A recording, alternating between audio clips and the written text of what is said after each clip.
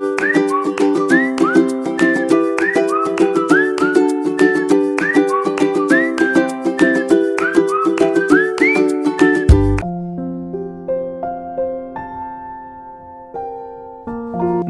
मैं आपके सामने पंचतंत्र की एक कहानी लेकर आया हूँ जिसका शीर्षक है जादुई पतीला।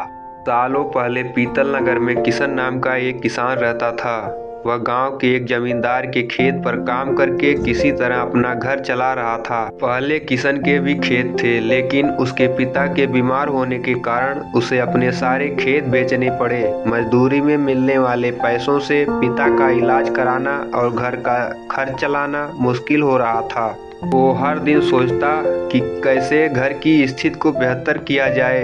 आज भी इसी सोच के साथ किशन सुबह सुबह जमींदार के खेत पर काम करने के लिए निकला। खुदाई करते समय उसकी कुदाल किसी धातु से टकराई और तेज आवाज हुई। किशन के मन में हुआ कि आखिर ऐसा क्या है यहाँ। उसने तुरंत उस हिस्से को खोदा तो वहाँ से एक बड़ा सा पतीला निकला। पतीला देखकर किशन दुखी हो गया। किशन के मन में हुआ कि ये जेवरात होते तो मेरे घर की हालत थोड़ी सुधर जाती। फिर किशन ने सोचा कि चलो अब खाना ही खा लेता हूँ। किशन ने खाना खाने के लिए अपने हाथ की कुदाल उस पतीले में फेंक दी और हाथ मुंह धोकर खाना खाने लगा। खाना खत्म करने के बाद किशन अपनी कुदाल उठाने के लिए उस पतीले के पास पहुँचा। वहाँ पहुँचते ही किशन हैरान हो गया। उस पतीले के अंदर एक नहीं बल्कि बहुत सारे कुदाल थे। उसे कुछ समझ नहीं आया। तभी उसने अपने पास रखी एक टोकरी को भी उस पतीले में फेंक दिया। वो एक टोकरी भी पतीले के अंदर जाते ही बहुत सारी हो गई। ये सब देखकर किशन खुश हो गया और उस जादुई पतीले को अपने साथ घर लेकर आया।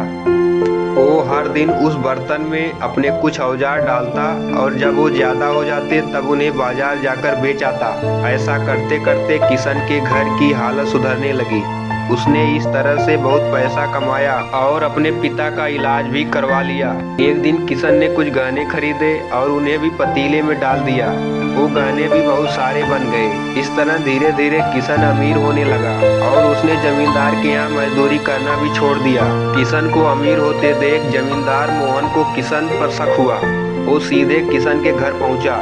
वहां जाकर उसे जादुई पतीले के बारे में पता चला। उसने किशन से पूछा, तुमने यह पतीला कब और किसके घर से चुराया? डरी हुई आवाज में किशन बोला, साहब, ये पतीला मुझे खेत में खुदाई के समय मिला था। मैंने किसी के घर चोरी नहीं की है। खेत में खुदाई की बात सुनते ही जमींदार ने कहा, यह पतीला जब मेरे खेत से मिला तो यह मेरा हुआ। किशन ने जादुई पतीला ना लेकर जाने की बहुत मिन्नतें की, लेकिन जमींदार मोहन ने उसकी एक नहीं सुनी। वो जबरदस्ती अपने साथ वो जादुई पतीला लेकर चला गया। जमींदार ने भी किशन की ही तरह उसमें सामान डालकर उन्हें बढ़ाना शुरू किया। एक दिन जमींदार ने अपने घर में मौजूद सारे गहने एक एक करके उस पतीले में डाल दिए और रातों रात बहुत अमीर हो गया। एकदम से जमींदार के अमीर होने की खबर पीतल नगर के राजा तक पहुंच गई। पता लगाने पर राजा को भी जादुई पतीले की जानकारी मिली। फिर क्या था, राजा ने तुरंत अपने लोगों को भेजकर जमींदार के यहाँ से वो पतीला राजमहल मंगवा लिया। राजमहल में उस जादुई पतीले के पहुंचते ही राजा ने अपने आसपास मौजूद सामान को उसमें डालना शुरू किया। सामान को बढ़ता देखकर राजा दंग रह गया। होते होते आखिर में राजा खुद उस पतीले के अंदर चला गया।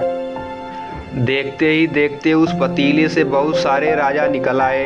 पतीले से निकला हर राजा बोलता, मैं पीतल नगर का असली राजा हूँ, तुम्हें तो इस जादुई पतीले ने बनाया है। ऐसा होते होते सारे राजा आपस में लड़ने लगे और लड़कर मर गए। लड़ाई के दौरान वो जादुई पतीला भी टूट गया। जादुई पतीले के कारण राजमहल में हुई इस भयानक लड़ाई के बारे में नगर में सबको पता चल गया।